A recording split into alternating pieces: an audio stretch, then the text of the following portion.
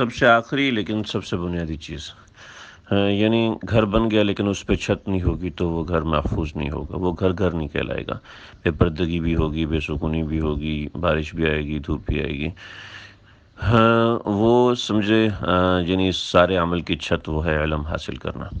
اگر آپ نے رمضان میں علم حاصل نہیں کیا تو آپ کی یہ سب چیزیں بغیر چھت کے ہو جائیں گی۔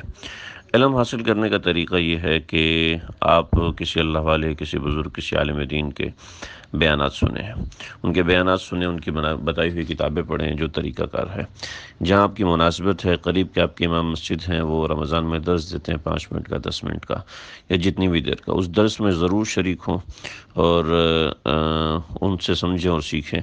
اسی طریقے سے یہ ایک ٹول ہے۔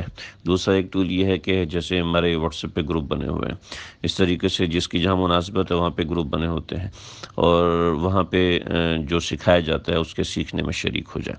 جب سیکھنے میں شریک ہوں گے تو بہت سی چیزیں وہاں سننے کو ملیں گی، موٹیویشن کے حساب سے ملیں گی، پہلے عشرے، دوسرے عشرے، تیسرے عشرے کے حساب سے تفصیلات ملیں گی اور اس طرح کی اور بھی بہت سی چیزیں ملیں گی۔ جب اس طریقے سے اور بھی بہت سی چیزیں ملتی ہیں تو انسان موٹیویٹڈ رہتا ہے اور آگے بڑھتا رہتا ہے۔ چنانچہ کسی نشست میں، کسی معاملے میں شریک لازمی ہوں۔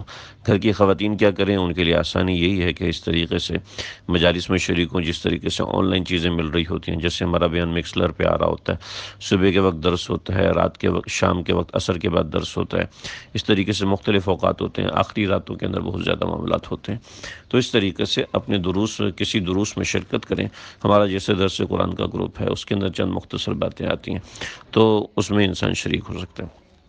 اس میں بڑی اہم بات ہے وہ یہ کہ بعض لوگ اس کو اتنا زیادہ بڑھاتے ہیں کہ وہ یہ سمجھتے ہیں کہ سب کچھ بیان ہے، چنانچہ 4 5 5 گھنٹے وہ بیانات ہی سنتے رہتے ہیں اور بیانات سننے کے بعد ان کے اندر ورتھ ہی نہیں رہتی کہ وہ نفل پڑھ سکیں، وہ تلاوت کر سکیں، وہ کچھ ایسی یکسوئی والی عبادت کر سکیں، وہ ذکر کر سکیں، وہ دعائیں کر سکیں۔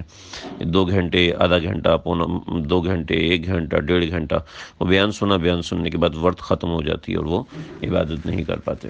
تو یہ مناسب نہیں ہے، یہ طریقہ صحیح نہیں ہے، بلکہ اتنی نشست علمی اعتبار سے ہو کہ روزانہ 10-15 منٹ، روزانہ 15-20 منٹ اتنا ہو تو اس سے انسان کو علم بھی حاصل ہوتا ہے، موٹیویشن بھی رہتا ہے، تو اس سے انسان کو فرق پڑتا ہے۔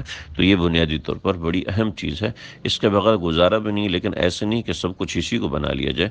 میں نے بہت سی جگہوں پہ دیکھا ہے کہ وہاں پر گھنٹوں گھنٹوں بیانات ہوتے ہیں اور اس کے علاوہ کچھ بھی نہیں ہوتا۔ ٹھیک ہے، گھنٹوں گھنٹوں بیانات ہوئے، اس میں بطور مثال 200 لوگ شریک ہوئے، ان میں سے سارے لوگ اٹھ کے چلے جاتے ہیں، صرف 10-15 لوگ رہ جاتے ہیں جو کہ مسجد میں بیٹھ کے عبادت کرتے ہیں۔